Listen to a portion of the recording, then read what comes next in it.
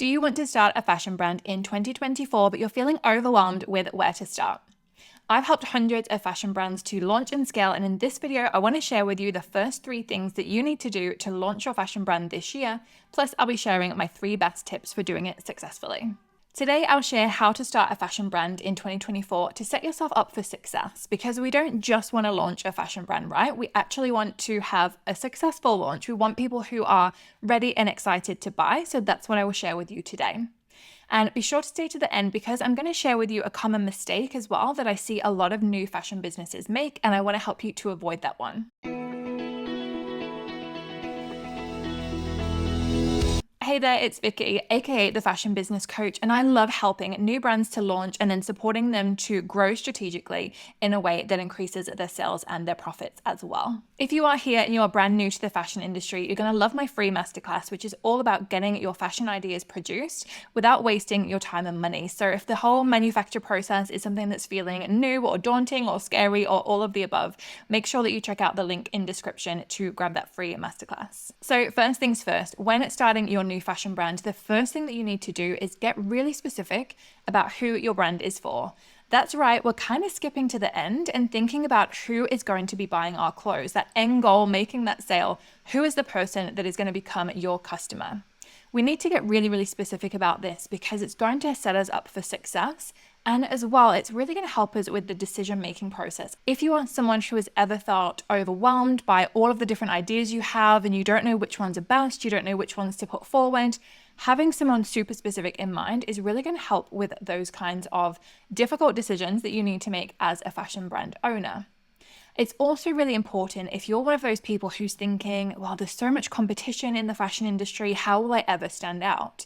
Being really specific helps us to differentiate ourselves from other brands out there. Other brands who have maybe mistakenly, rather than getting specific, they've been really broad, and that makes it difficult to sell. That old saying is true: if you try and sell to everyone, you sell to no one. So having that level of specificity allows us to think about this person, think about their desires, what they want, what they love in their clothing, and design to that.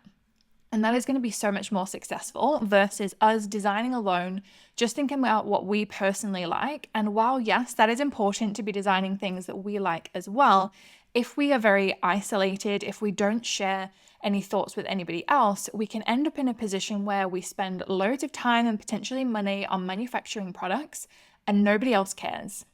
Whereas if we take this step, if we decide on who our target customer is, get to know them better, get to know what makes them tick, what they want, we can design to that, which means when we launch, these people are going to be so excited, because they'll be like, wow, this is the solution that I was looking for. These are the products that I was looking for. Yes, add to cart. And that is the kind of reaction we want from your first collection. And if you don't believe me, here's what happened to me and the change that I made. So when I first launched my very first fashion brand, I was one of those people. I hadn't got specific. I sold a bunch of different things. I had clutch bags, I had jewelry, I had t-shirts, I had occasion wear, I had anything that I felt like making, right? There was a whole bunch of stuff. And honestly, it was all too random. That's why I was struggling. And when I decided to niche down, get really specific, and I chose to target customers who were wanting occasion wear, they were going to events. Maybe it was a big office party, maybe it was a wedding, maybe it was a graduation, those sorts of things. I really focused in on that. I thought about all of the things that people want to feel at those occasions, what they're looking to buy, and really leaned in on that. And that's when my business exploded. That level of specificity allows people to understand that we are the brand for them. Another really powerful thing about having that level of specificity is that it's really easy to get referrals. So when I was selling a bunch of stuff, if someone had bought a great occasion wear dress from me and they recommended me to a friend, that friend would come to my website and then they'd be getting offered like jewelry and t-shirts and casual wear, and they thought they were in the wrong place, right?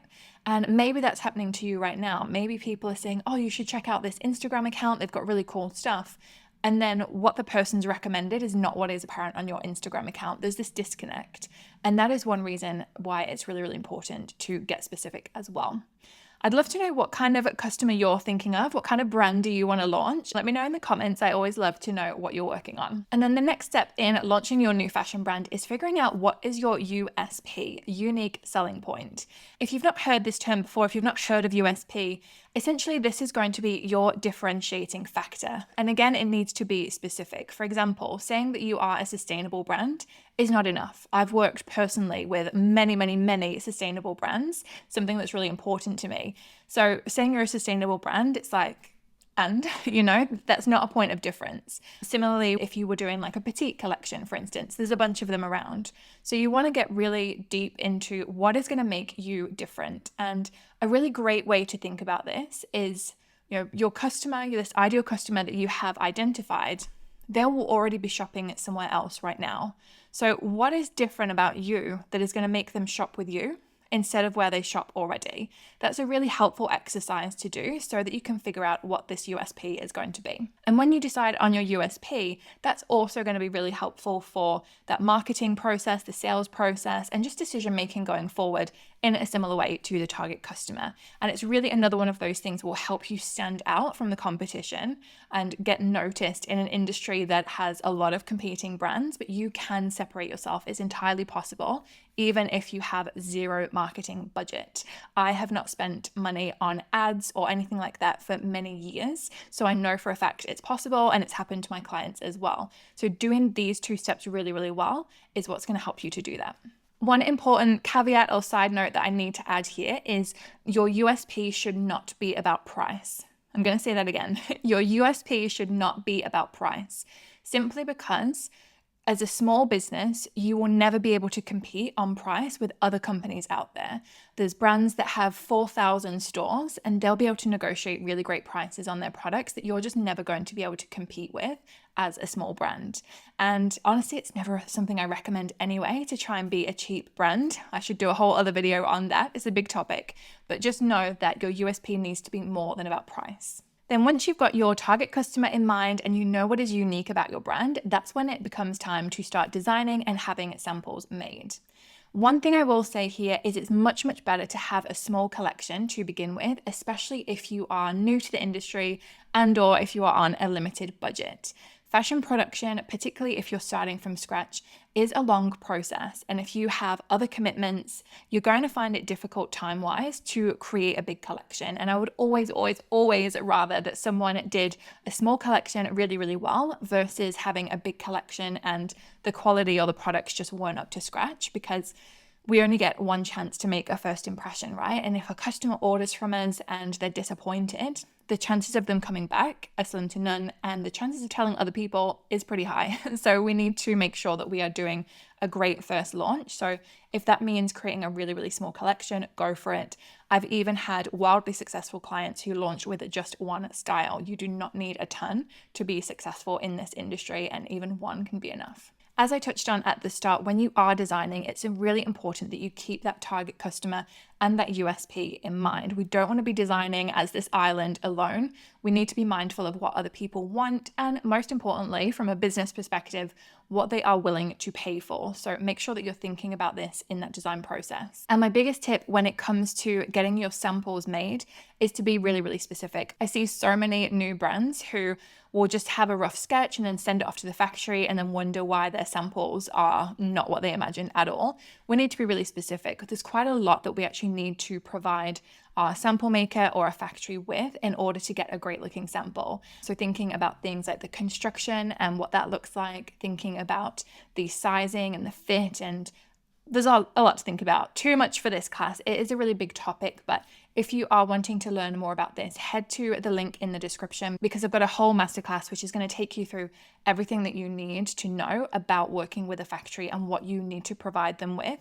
And you'll probably be surprised by how much you need to provide, but honestly, it is so worth it.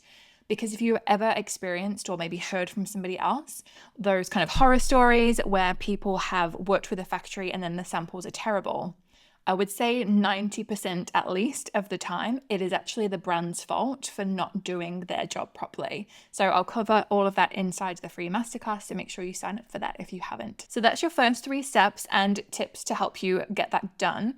But now I want to cover one mistake that I see so many new fashion brands making, and that is that they do not focus on marketing enough at the beginning. Often when they have done those 3 steps that we just talked about, After that, they focus solely on the manufacturing and the sample process, and they go all in on that. And yes, it's incredibly important to be doing that process well. But if you do that and then your samples are finished, your production's finished, and you're ready to sell, and that's when you start marketing, that is when you're going to get one of those launches where you launch to crickets, you launch to no one, nobody cares you launch, you make no sales or very, very little sales, maybe to your friends and family. So to avoid this, it's really important that at this stage, after these first 3 steps, you split your time, and half of your time is spent on the design and the production and the product itself, and the other half of the time is spent on marketing. Starting your marketing early is super, super beneficial. And when I think back to my clients who launched the most successfully, it's always the ones who started marketing early. In fact, I ideally would like everybody to market at least 6 months before their launch date. That's really going to allow you to build up your audience, but more importantly, build up trust, build up rapport with them, and get them to a point where they really feel like they know you, they like you, they trust you, and are going to be ready to buy on that launch date. So the earlier it really is, the better. And if you use this strategy, you can even earn money before you manufacture. Yes, that's right. I have a ton of different examples of that, but I'll just pick one for now. Joy, who worked with me, she was able to fully fund her manufacturing with paying customers who were excited to buy from her before she'd actually manufactured a thing. She got her samples ready, she showed it to her audience, and because she'd been doing all this marketing, she'd got to know them, they got to know her, and they liked her, they trusted her, they thought the product looked great. So they paid in advance for the products, which allowed her to pay for her manufacture.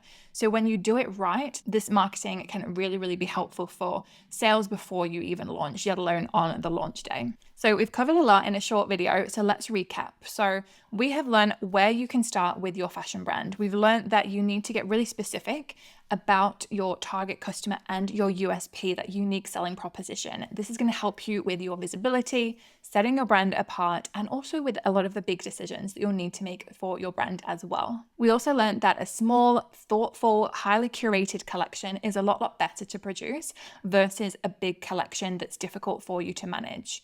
And finally, we learned that it's really important to market as much in advance as possible so that we can have sales on the day or even before that we launch. If you enjoyed this, be sure to subscribe and be ready for my next video, which comes out on Tuesday, and that is going to be all about fashion marketing in 2024. While you wait for that, I'm going to link to a couple videos here on screen for you to check out. And if this was helpful, please let me know, give me a like. It really helps to get the channel seen by more people, and I will catch you in that video next week. Thanks for watching.